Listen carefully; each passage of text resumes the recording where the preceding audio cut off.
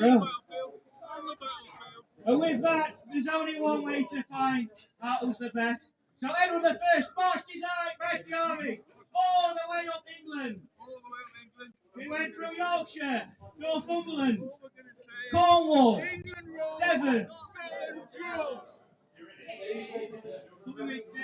Already.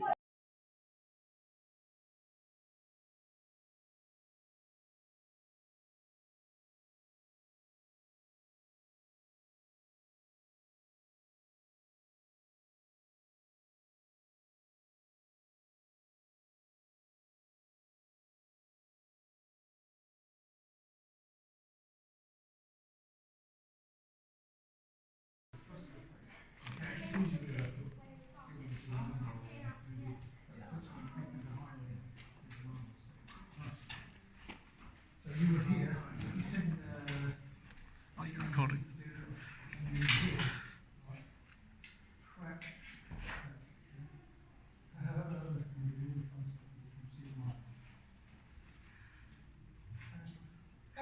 Hello.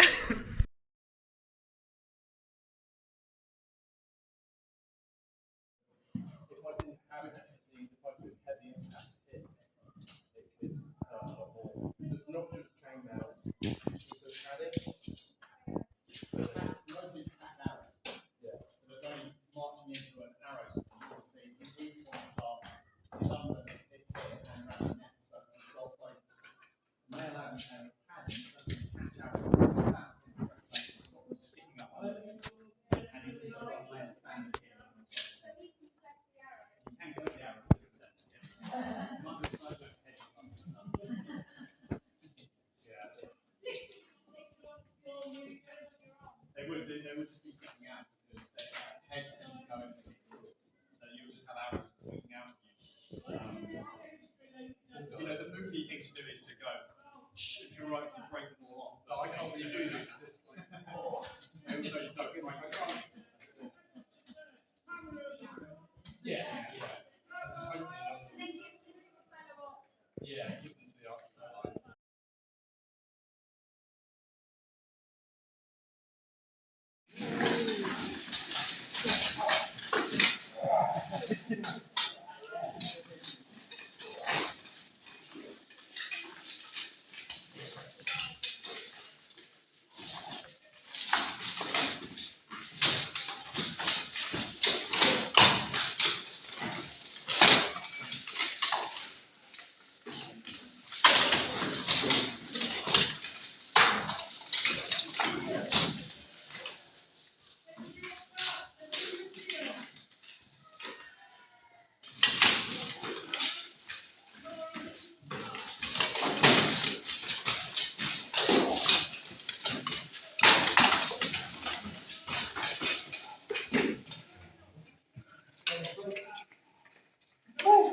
Breathe a break.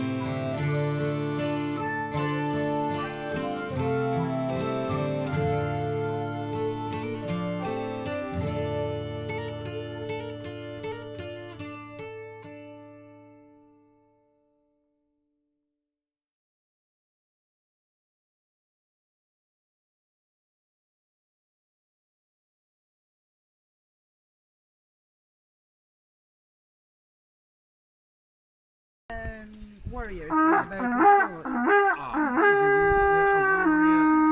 warrior burial. There's no guarantee that grave goods belong to the person in the grave. This is the problem. We'll have to wait.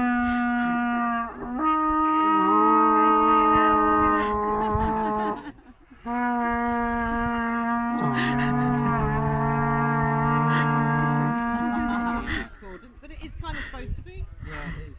It would have been intimidating.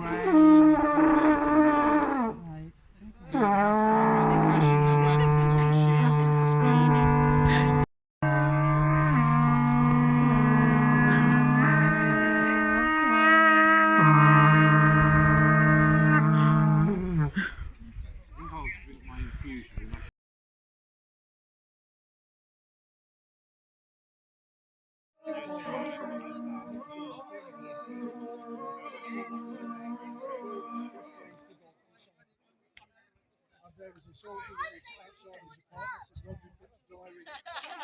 We could hear the Lord protect it.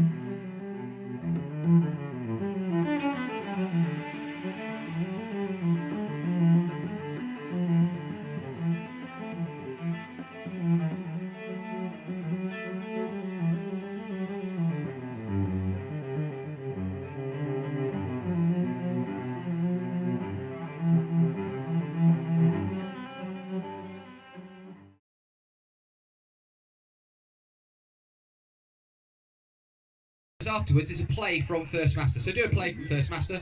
So that's one of the other plays. A figure 4 lock. There's 21 plays in First Master Dagger, depending on what's happening. Whether she's got closer, her arm's bent. So, Jenny, bend your arm and give him a bent arm one. And he'll break the arm. Yeah? Or maybe she's got really aggressively close. So you throw on the floor. Again, Abrazari. It's not Abrazari then dagger, it's Abrazari and dagger. So the other beautiful thing about Fiori, because it's midway through between the medieval and the Renaissance, there's lots of brutality, but there's also fancy stuff in there as well. So this is a bit more of the fancy, so he's going to disarm the knife. So he twirls around, disarms the knife, and then she's at his mercy. And he throws it really far away so he can't get it. So do you want to do it the other way around as well, just so they can see it? Do it a bit slower. So he's hitting the wrist, coming round, disarming the dagger, and then whoever's attacked him is going to regret their life choices. Yeah? Okay. So we've done Abrazari, dagger, and now Dave! We'll go on to longsword. So, the next section of the manuscript is a longsword, or in modern parlance some call it a hand and a half sword, some call it a naughty word beginning with B sword. In the period they just called it sword. It was either a long sword, a short sword, it was just called spada. They didn't differentiate the sword type. So we're going to start off with una mano, meaning one-handed sword. So one-handed sword, if you want to go on, attack each other. So, what Jason did there is a beat. So it's a very basic action. He's going to beat the sword out of the way and hit Dave in the face. Really simple, really straight to the point. It's get rid of the threat, kill him, go home, have your tea. If you watch a lot of movies and films, Game of Thrones, what you'll probably see is bash, bash, bash, bash, which looks good, but it's very stage fighty. Yeah? We don't spend loads of time talking in the middle, we don't spend time doing this. What we want is efficiency. So again, if you're actually fighting someone, you don't want to spend ages fighting them. If you can beat them in one go, 1, 2, dead, done. You don't want to spend a load of time. If you do cover, Cover play. So another one is cover. If we are going to cross swords like that, so can you stop at the cover for me? If we are going to cross swords, we're crossing in a position where we can immediately access a cut. So when he pushes it out of the way, he's got a thrust there. I said a cut, but he's ignoring me. Cut. Yeah? So we're straight in. Whereas when we're doing all the bashy stuff, we're out of position. We can't easily come round for another attack. We're trying to do things efficiently. There, it's not much efficiency.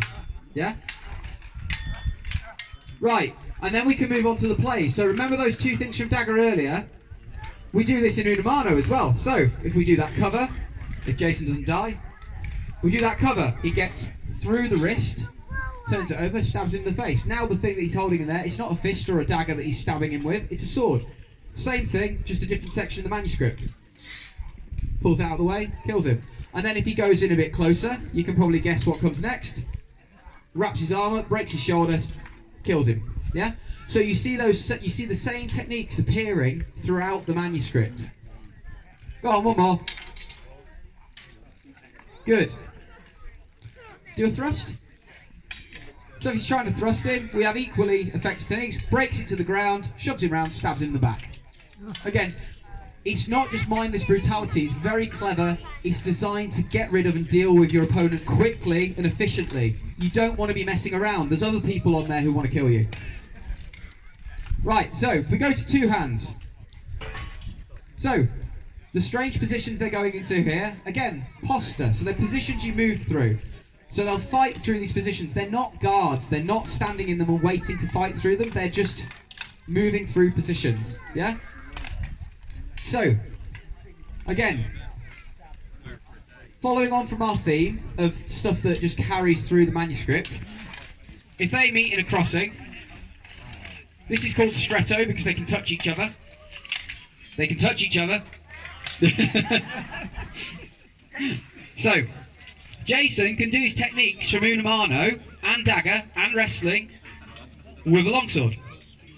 Put a hand through the middle, curl it round, stab him in the face.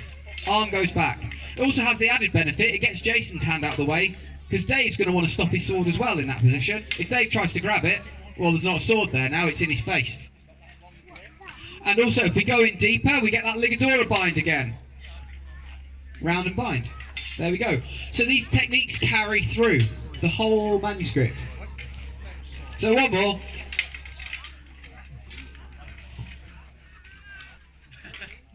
Anybody got the time? 12:41. 12:41. Okay, plenty of time. Right. Okay. So those are some of the techniques. So we'll go through some more. We'll go through some more of the techniques with the longsword. And he's not going to mess around. He's just going to put it straight through Dave's face. So it's quick. They hit. He knows he win. He knows he's won the centre line. He kills him straight away. Except in this case, we don't want to replace Dave, so he's going over the top of his head. Just imagine that's going through the back of Dave's skull. Yeah. So, do you want to do another Largo technique? Show something else.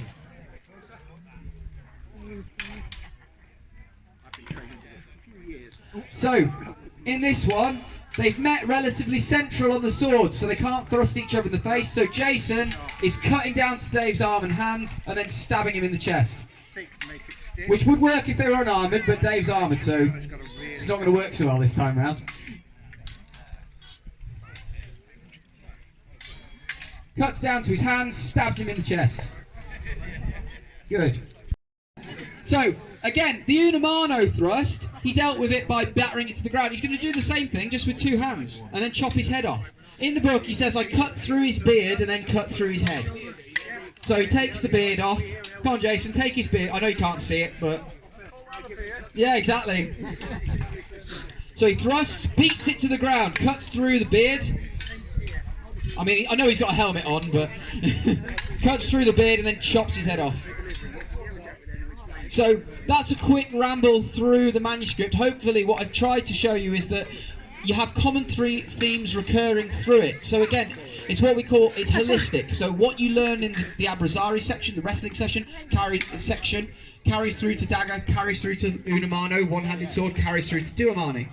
So now we're going to bring on the big boys in metal. Come on. So now we're bringing on pole axes. Oh no, okay, swords first.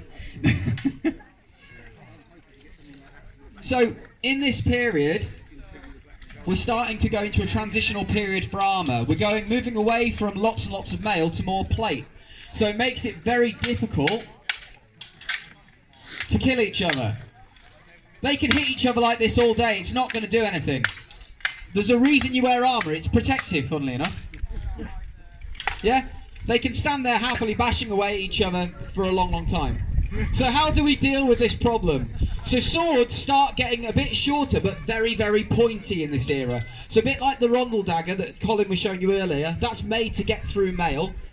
Same with the swords. So they turn their swords into little spears. They go into what's called half-swording. So if Rex and Ivan start battering each other, so it's still messy, but what they're trying to do here is either get their swords wrapped around each other to drag to the ground and then kill them on the ground, because it's an easier target. And also, I'm just going to dispel another myth. Oh no, I won't, because he's being helped. Once you knock him to the floor again, I want him to show he can get up on his own without help. But what they're trying to do is get the point into the gaps in the armour and drive it through. But again, you wouldn't want to be doing this out of armour. The amount of times they're hitting each other, and then Rex has decided to go back to the Abrazari and throw him to the ground. Now, there is a myth that knights can't get up once they've fallen over. It's not true.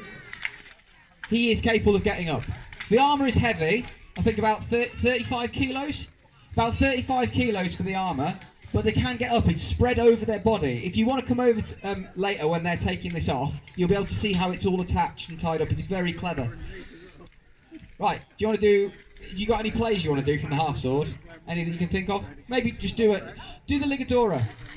Slip the sword through. So again, like I was saying about this, it flowing through the manuscript, that ligadora bind, he can slip into it from the half sword. He can even do it with the sword. Sorry, reset and do it with the sword. So slip the sword under his arm. So he can do this with the point of his sword as well.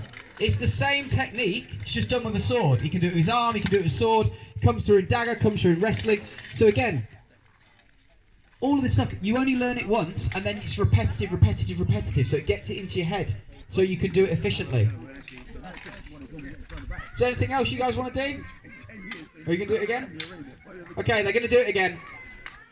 So he's slipping the sword under his arm, and he's binding up in that ligadora. Or not, as the case may be. He's just decided to beat him up instead. So we wrestle with the swords in armour, yeah? So then, if we move on to the next bit, which is pole axes. So the sword is actually more of a sidearm. Your main weapon of choice is what Luke is carrying here, and what Jonas is carrying, which is a pole axe, specifically made to get through armour. Again, it's a hammer on the end of a long pole. It's designed to hit things hard, and even if it doesn't get through the armour, it's not pleasant for the person inside it. So Luke and Ivan are going to demonstrate some pole axe plays. Again, they're using rubber ones, but I can tell you from experience, it still rattles your brain a bit.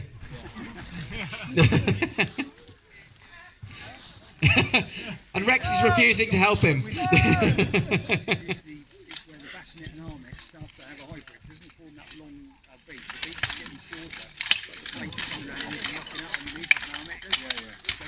So, as you can tell, Luke's our most experienced member. And again, he's still trying to use those techniques to get Ivan on the floor. If someone's on the floor, it's a really bad place to be on a medieval battlefield. There's horses running around, there's people trampling on you. Do you want to do that again, Luke? Sorry. So Luke's beating that out of the way, smash him in the face, and he's lifting the visor to enable him to stab it in. But again, look at the position he's in. He's in that dagger position with his arm up.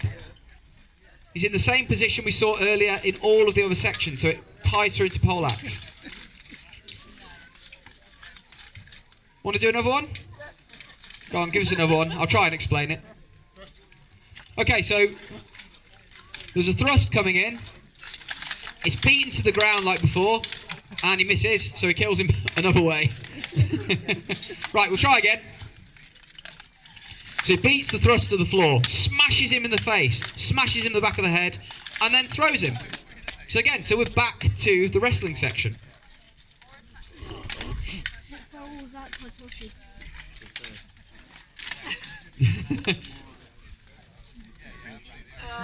And now Rex is showing off. Again, armour is heavy, but it's distributed over your body. It's also less weight than modern soldiers carry into battle. So it is designed to be movable, it is designed to fight in. The battles lasted for hours. If it was massively heavy, it wouldn't be useful, it wouldn't be effective. Still pretty heavy though, isn't it? Still warm in there. Right, do you want to do another technique, or are we... Yeah, have one more? Right, so Luke's going to attack him with a Rex is going to attack with a Fendente.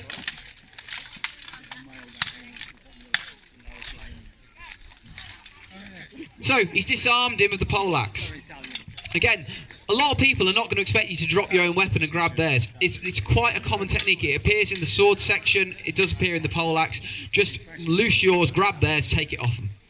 Do you want to go through that again one more time for them so they can see it? So they've met at a crossing. Luke's grabbing hold of Rex's, taking it off him and battering him to death. Happy? Yeah? Right. Yeah, you're happy? I think we're done then. Unless... Yeah? We all done? Finished? Oh God, he's big. He's a problem. That's fine. Sorry. Needs to be. I've seen the impact that it delivers. I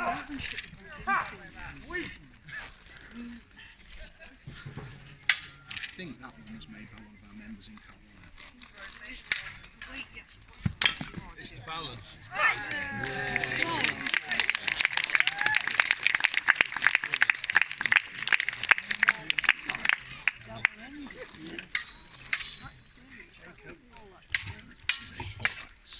Pole is in head, pole tax, not pole is in stick.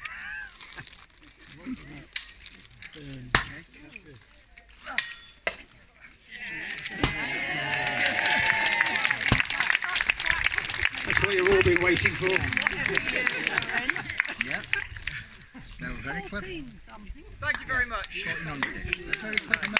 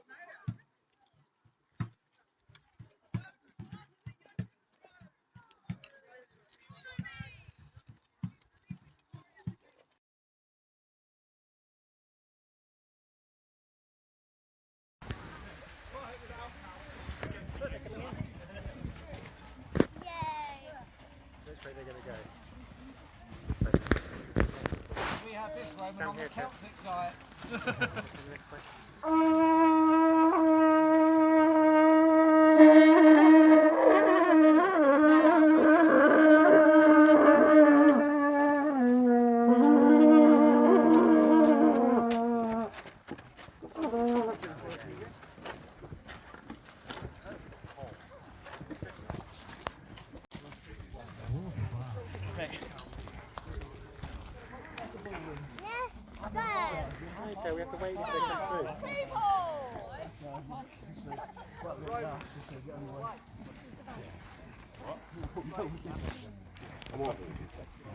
I hope there's still some lovely visitors here to enjoy our grand finale. We've spent all of 23 seconds rehearsing this grand finale.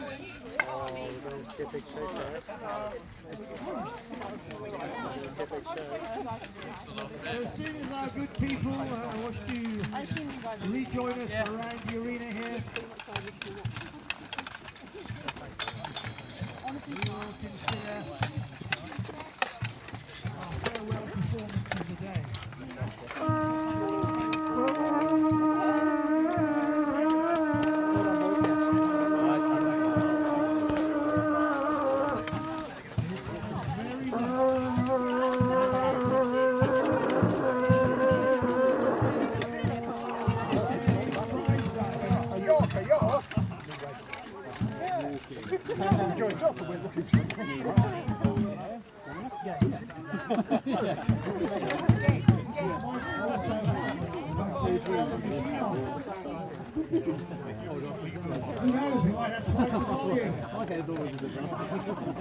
So well done everybody for hanging around right till the bitter end here today at Castle Rise. It's most amazing.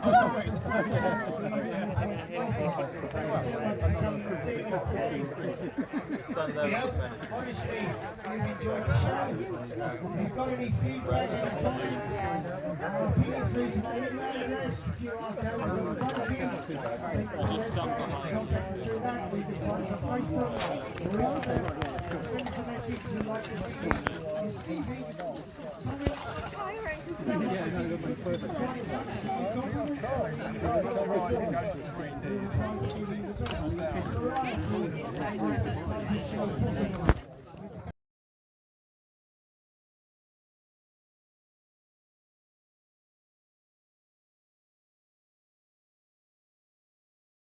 The tribes members of the Akeni are Karnefos, and they do frighten their enemies something terrible. See how people are terrified by the sound of our Karnefos. It's not particularly strong, but We shall as a stand group of four victorious in together our on each own card, land. it shouldn't snap. If it's snapping, the retention's too tight. What are you laughing at?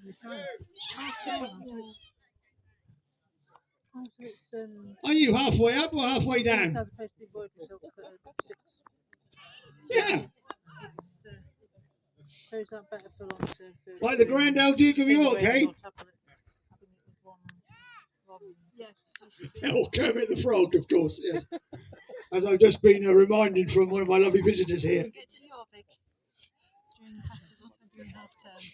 Well, Boudica has reclaimed these lands for the Akeni, which are taking it back 2,000 years, of course, to the year 6061 AD, Anno Domini, or whatever they call it in school these days.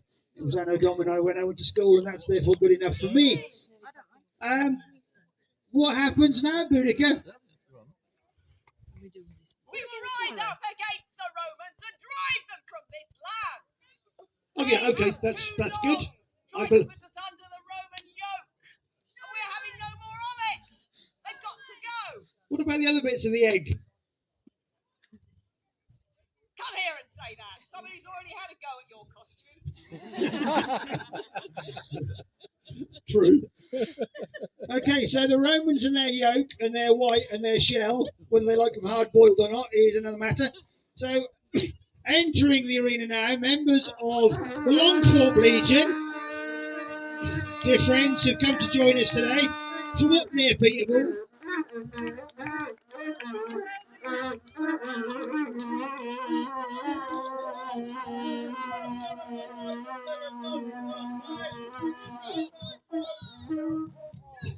Roads without potholes. What? Wine from southern Gaul. That's France for those who don't know where Gaul is. Ooh, underfloor heating systems. It sounded good to be a Roman so far. Bit of local trouble though, isn't there? A tawny head terrorist. Well, we don't need very many. One man's freedom fighter is another man's terrorist, or woman's. Soldier, go and deal with the local trouble.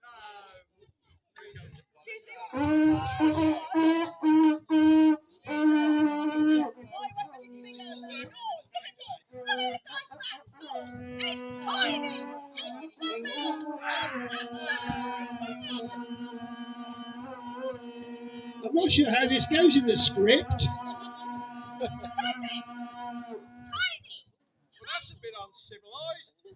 Yay! The gods. And Pontifex and Priestess will now see the barbarians off. Oh, no. Father of the gods, strike the devil up on the boat.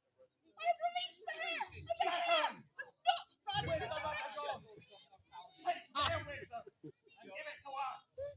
Mars, father of war. Write that down.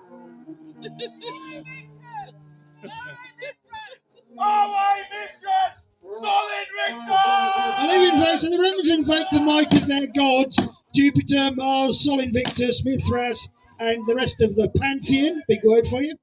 And they have driven out the Iceni, and Boudica is going off to take poison or take her own life somewhere, according to the legends, the stories, but nobody knows really what happened to her for definite. She just disappears.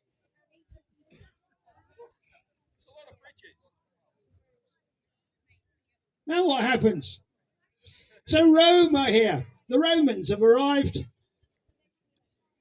Julius Caesar comes over, has a quick look, not sure whether he really likes it or not, goes home. Claudius comes back and he says, yeah, this will do as a holiday home. Not paying any tax on it. So the Romans are here. It's about 61 AD when Boudica disappears. Having just, what did you do to Camulodunum? What did you do to Verulamium? What about Londinium? Anywhere else? Anywhere we could find. Right, okay, fair enough. Any with the unum in it, okay. Fair enough. But sadly, Boudica is now consigned to history, along with her Iceni and their Carnix. And the Romans are here. They are going to be here for 400 odd years. So it's time to get used to them, I guess. Bring your taxes, pay your money, drink their wine, enjoy underfloor heating systems, marvel at their lovely shiny armour. And yeah, well, you got 400 years of this, so shall we come back in a while? Okay, that's 400 years gone. 500 years. We're moving through. We haven't got every century represented here. I think next into the arena, we've got a couple of Vikings. Where do you fit into the system? Well, I suppose Danegeld, traders, raiders, invaders, all that sort of nonsense that's going on. Anglo-Saxons are obviously, they're so scared they've run away today. We have no Anglo-Saxon representatives here. So let's take us through to the Great Heathen Army, all two of them, of 871.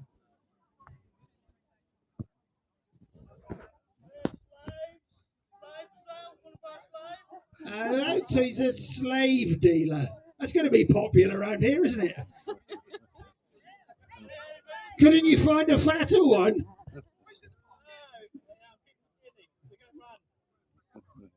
Okay. Well, I don't know that I want to buy you. How are you exactly going to deal with these Romans? What are you going to do to them? Enslave them? Or one and a half of you? Yeah, mine is too. Oh, God. Yeah, where's all this wine you promised us? So, you want it? Give some money then. He looks familiar.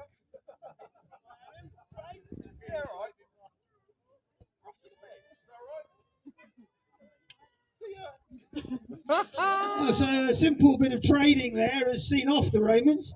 The Romans are a culture that thrived on slaves, and the Viking, the solitary Viking of the Great Heathen Army, has taken this land.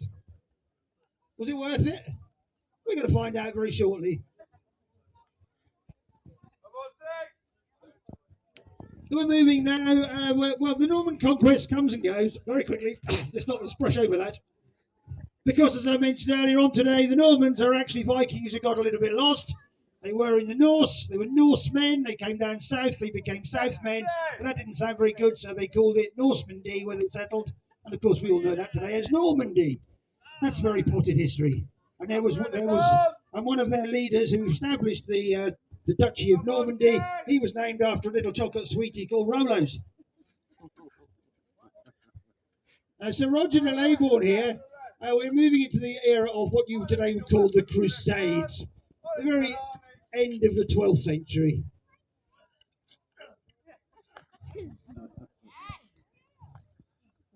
Well, that's one way of doing it, I suppose. Sit on him wearing mail. That's usually going to work for most people. Although you probably could have... Is it him again?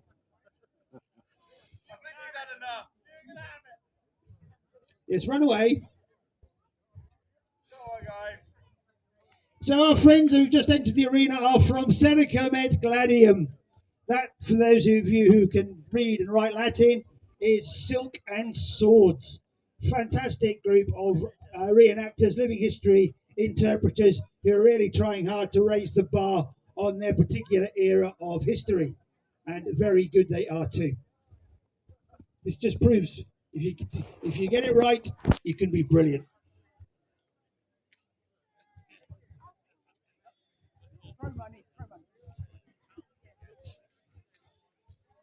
So we are now into the era of the Anglo-Normans.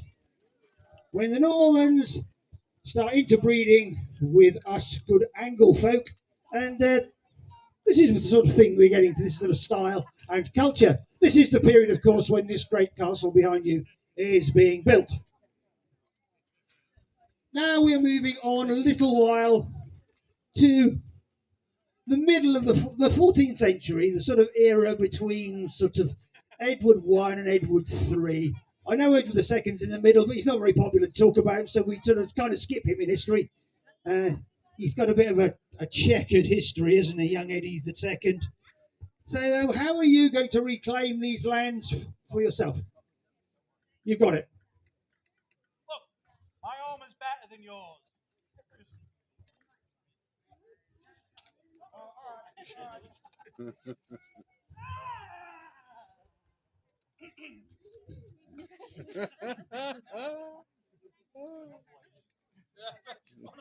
How does this work?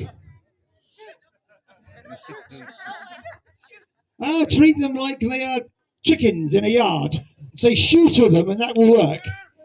Okay, well, whatever works for you, whatever floats your French caravel or your cog or your little Scottish boat, it works. So, into the arena now of our friends from Swords of Mercia. A clue in the name. Excellent knightly presentations from the middle of the 14th century. And I think Sir Roger Mortimer is standing looking like he's about to face the foe on his own. As Sir Roger is in the yellow and blue, by the way.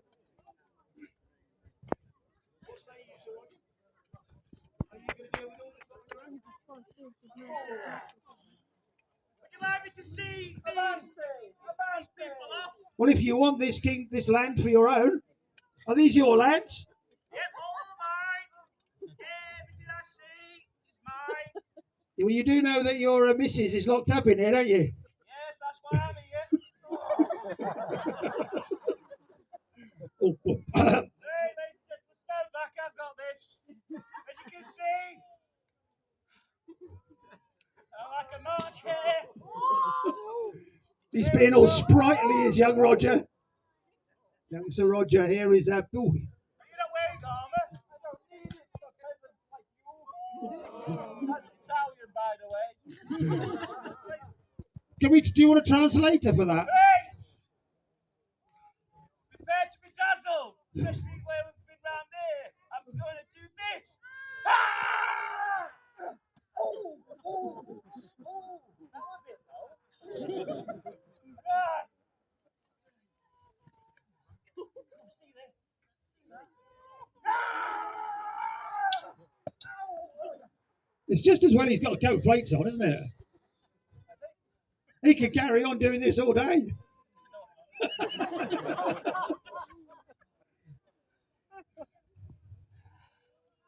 can have it! Come on! Worn out by all that serious exertion, Sir Roger and his friends retire, leaving Queen Isabella in the castle. And Roger is going off to a very sticky end. So welcome now to some Italian mercenaries who have decided that this is a very good place for them to hole up and conduct condottieri business, mercenary work. Now, why they'd want to come to this part of Norfolk to do mercenary work, you tell me. But they are here. Maybe they think they're going to get paid or something. I have no idea. A summer contract. Did you bring ice creams? Did you bring ice creams? From Italy. Gelato. You brought ice cream. No, they didn't bring any ice cream. Oh, they can go then. Now, what exactly are you doing? Are you waiting for your money? All right, I'll just go and I'll go and find my bank manager. Bear with me a second. Sorry, it's all paperwork and contracts these days. We're a bit drunken down there, are we? Yes, a bit drunken down there. Well, we have over here, we're moving on now to the end of the 15th century, to the period of the Wars of the Roses. And it's now all about contracts and money. Where's my accountant? Where's he gone? You're going to buy them off. They are, after all, mercenaries.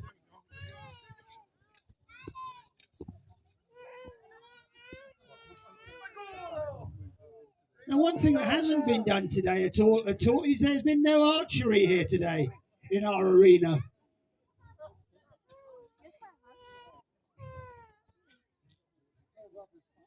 Remove yourself! Thomas! Let the boy try! Oh, might be film reference. Remove yourself!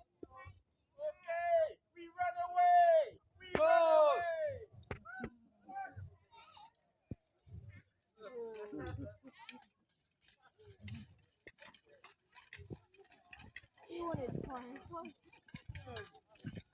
Now, this is the part of the show where anything could happen and often does. As the Germans have arrived with their deck chairs and their beach towels. And as you can see, they are a little drunken of the head.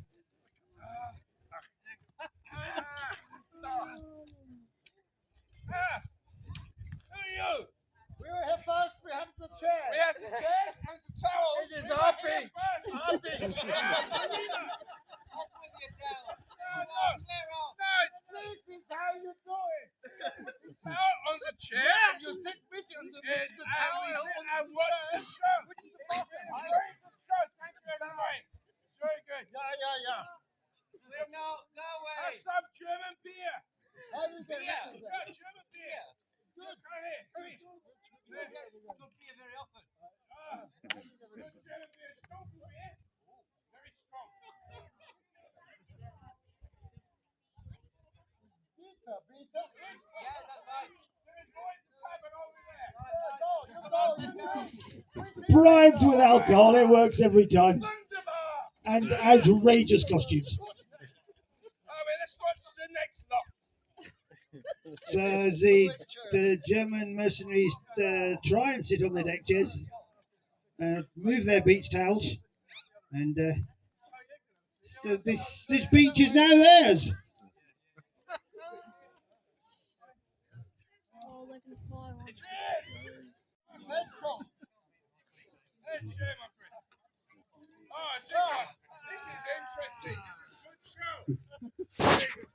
It is a very good show. Do you know how good it is when the English and the Scots will line up against you?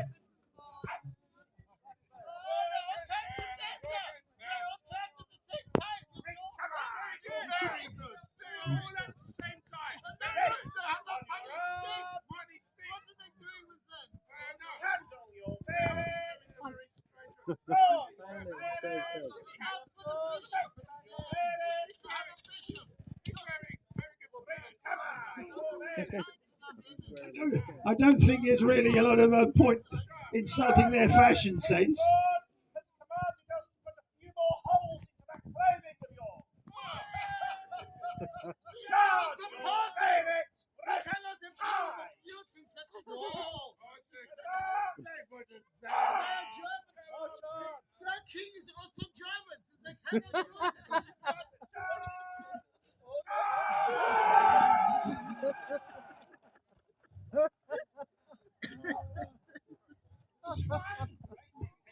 I have no words. I have no words. Well, not very often anyway. So, welcome to the Arena Lace Wars. We're in the early part of the 18th century. Pulteney's fine regiment of foot in the red coats and some Jacobites, including members from New France, Old England, who are all joined here together in holy matrimony for the 18th century.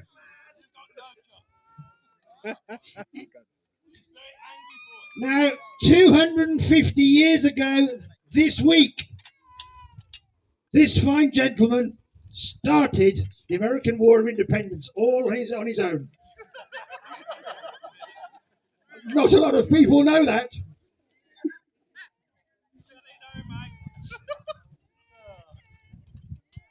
Forget Lexington and Concord, it was all here. Yeah, I think you should.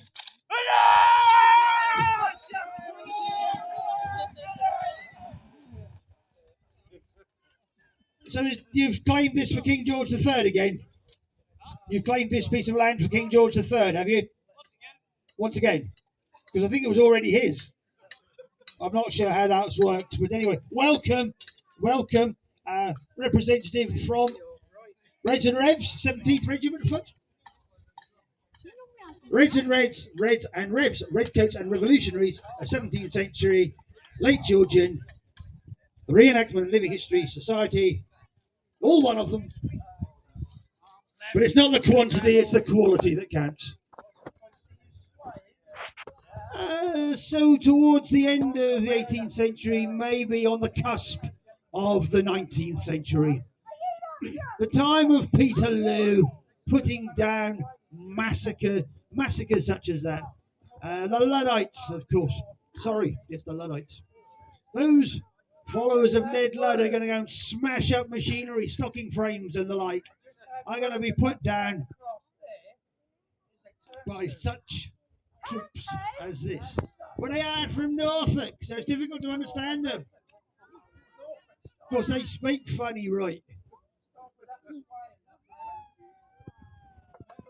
all drunk again. Not in King's Head. You will be. No, prepare to lose.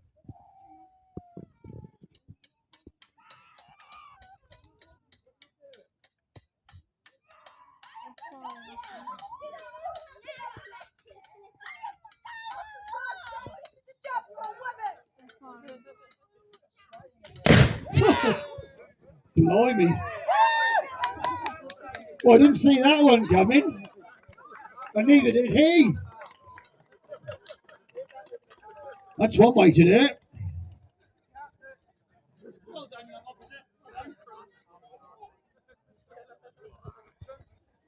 I think you might need a sort of a big stretcher.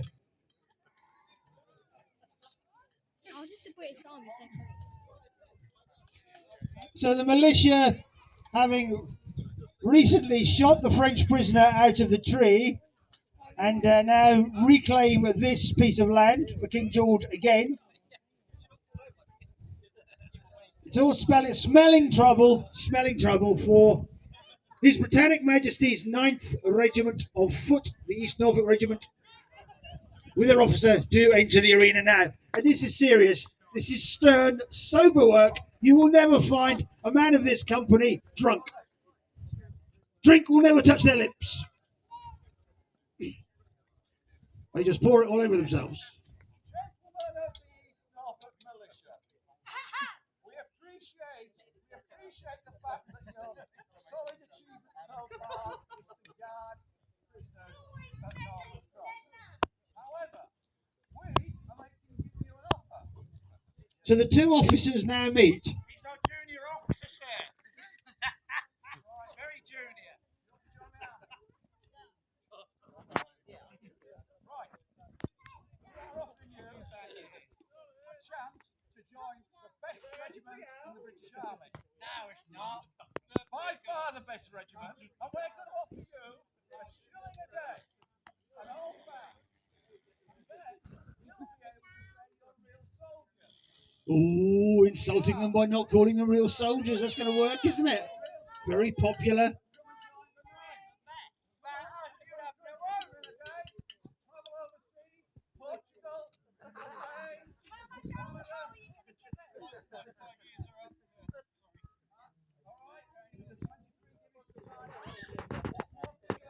Are you offering them a free holiday in Spain? A free holiday in Spain and Portugal didn't work. Lots of money didn't work. Wine, women's song, that didn't work. But apparently the fact the local pub is open kind of has done.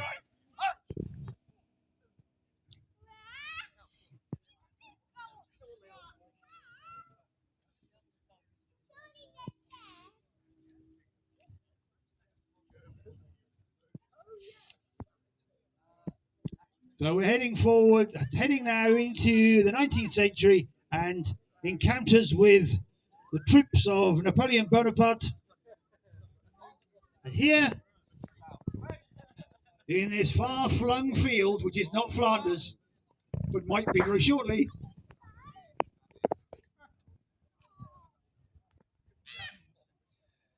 now I talked about Flanders. I mentioned Flanders. I mentioned where Waterloo is. And I also mentioned what's going on 100 years later, almost to the very year 1915, rather than 1815. We are once again at war with the French. Only the French this time are on our side. I'm not quite sure how that works, chaps. But yes, the French are on our side now. And this time, it's more Germans who are now our enemy. You can see them? Well, yeah, I can't see where the voice is coming from. You're so well camouflaged, sir. Like me, I'm well camouflaged, as you can tell.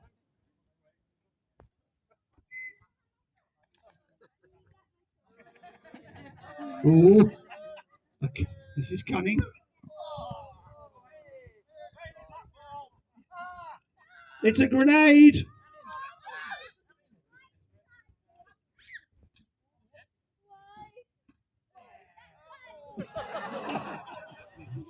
Footballing skills. Oh, does that mean you've scored a goal? Oh, I see. You won it. That was. Yeah, sign him up for Norwich.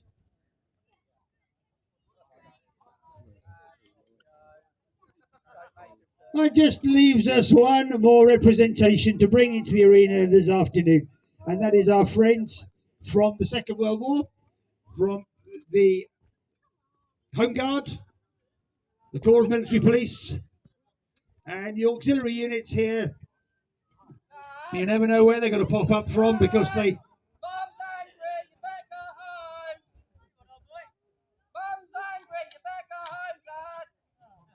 Ah, they're playing the old agey thing. Right, yes, of course. Second World War soldiers.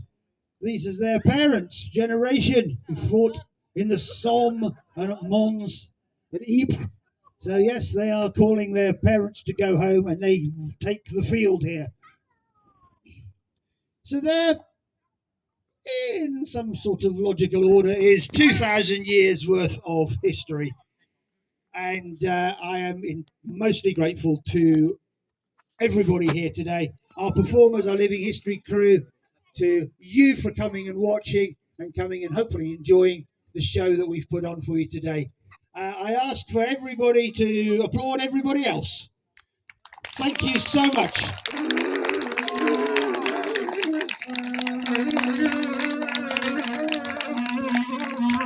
And what we'll do for you, if you like, we'll assemble all the performers together in one long line in the middle of the arena, and you can get some pictures of everybody with all the groups together. Thank you so much. Metalheads gather round and listen to a tale that's gonna leave you buzzing in a twist of fate, destruction draws